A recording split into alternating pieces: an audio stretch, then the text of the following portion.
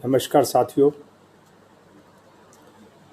मैं आपके सामने कुछ चंद बातें रखने जा रहा हूं जो इस वक्त गंभीर समस्या और युद्ध के बादल हमारे देश पर मंडरा रहे हैं उसको लेकर।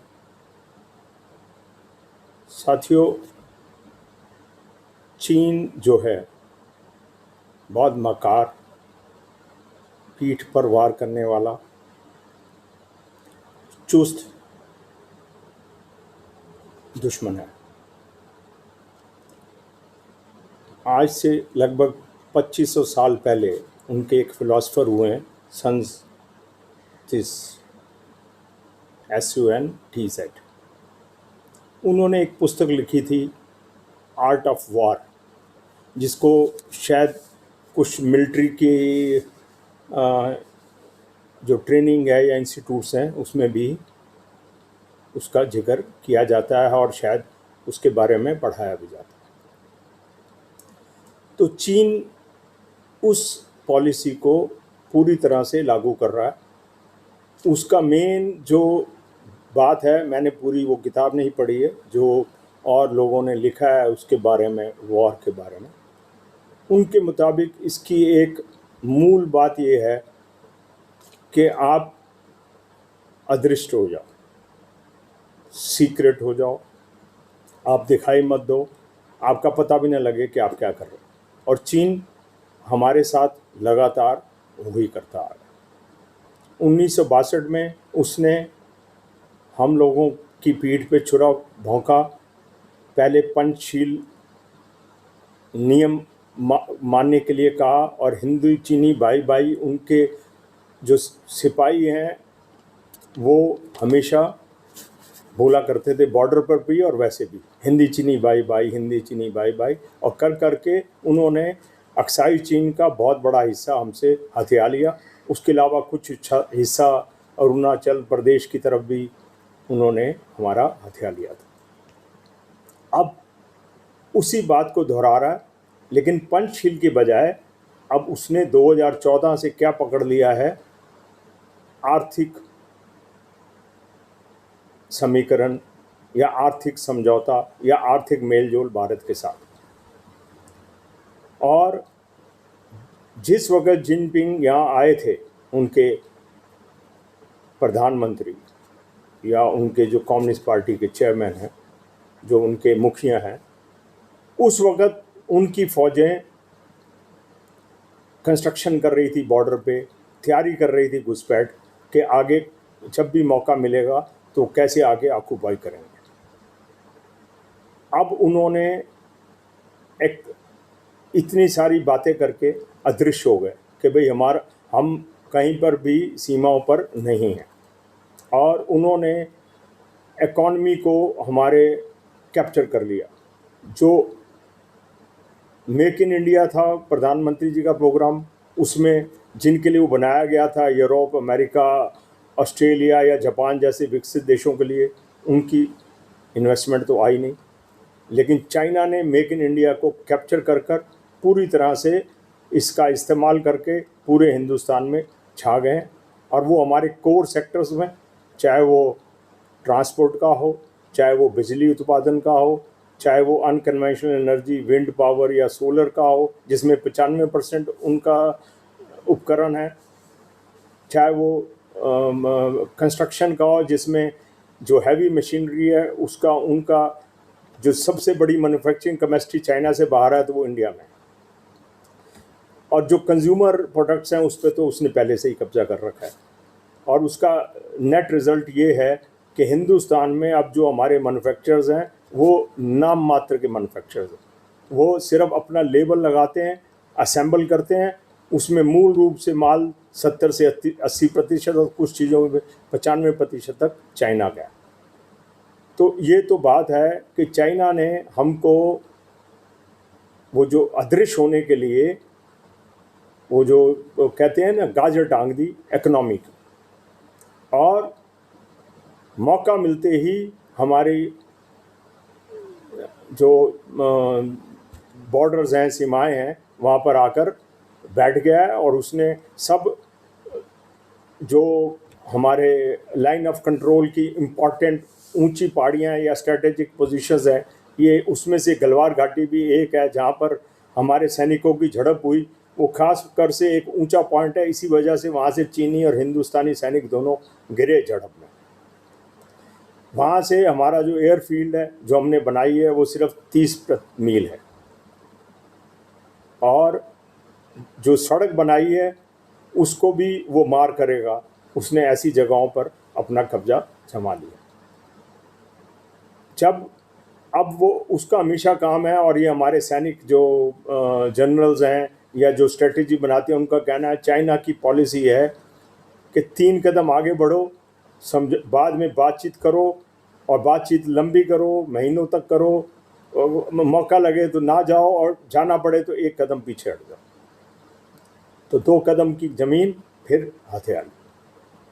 तो साथियों, हमको ये ध्यान रखना है कि चाइना जो है वो अदृश्य या छुप कर वार करता है। गुरिल्ला वार भी चाइना ने पैदा की थी जो वियतनाम में लड़ी गई। और इनके जो फिलोसफर हैं, राइटर हैं, और बहुत बड़े जो नीतिकार हैं मिलिट्री के, सन त्सू जो 2500 साल पहले हुए, आर्ट ऑफ वार उन्होंने लिखा था, उसको वो पूरी तरह से फॉलो करके चीन अदृश्य होके हमारे पर हमला करता है, पीठ पर वार करता है।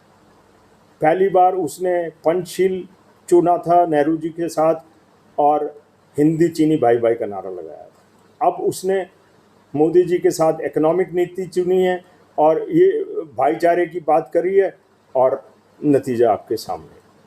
तो साथियों, मैं सबसे पहले आपके माध्यम से और आपका सपोर्ट लेते हुए कि आप सब लोग भी इस बात को ज़ोर शोर से उठाओ, अनुरोध करते हैं अपने प्रधानमंत्री जी से कि कृपया आप पूरी तरह से जंग की तैयारी का ऐलान कर दीजिए। इसका मतलब ये नहीं कि हम कल जंग लड़ने चले जाएंगे, लेकिन पूरी जंग की तैयारी होनी चाहिए ताकि दुश्मन को भी हमारी ताकत का महसूस हो और उसको भी डर लगे।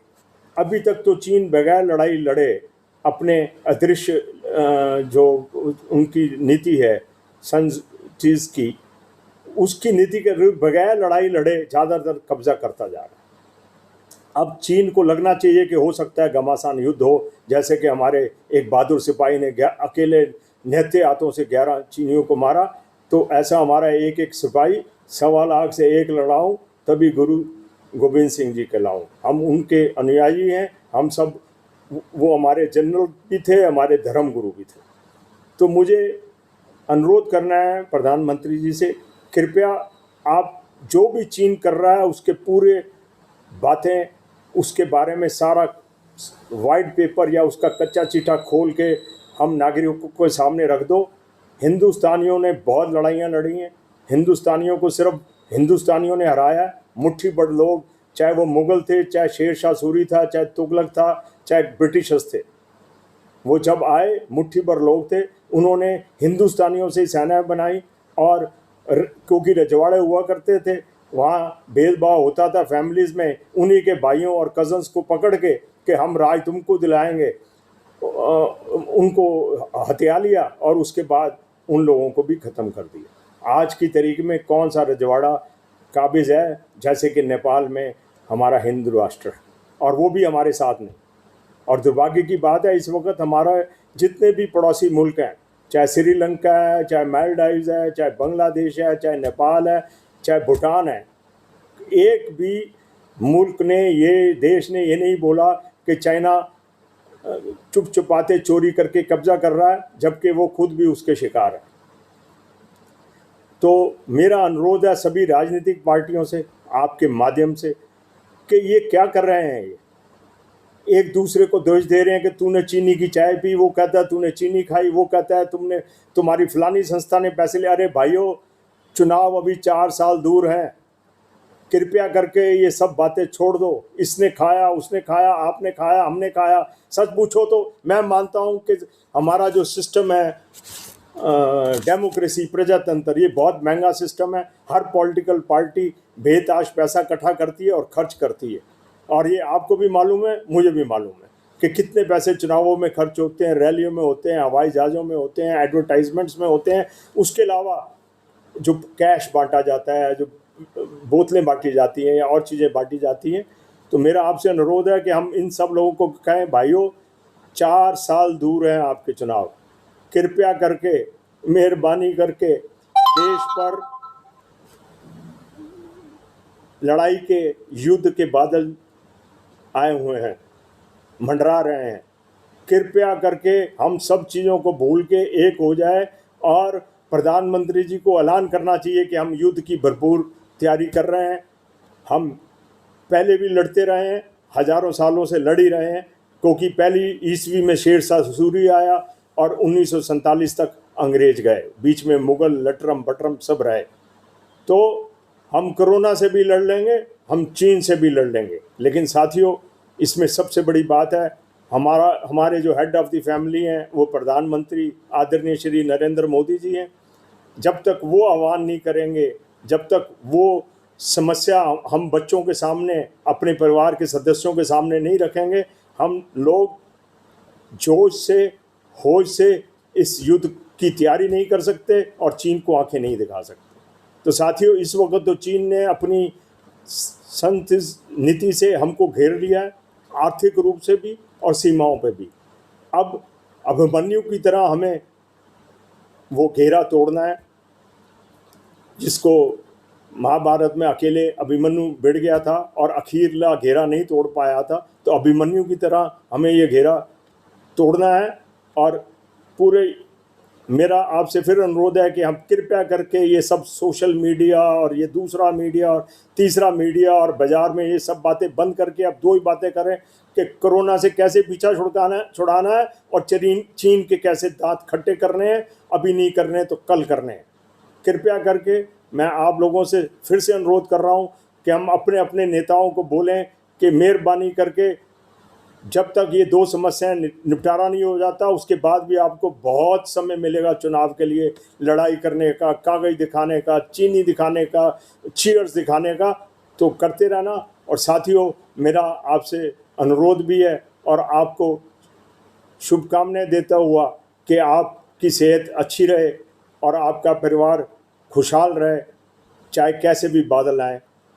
धन्यवाद। जय हिंद।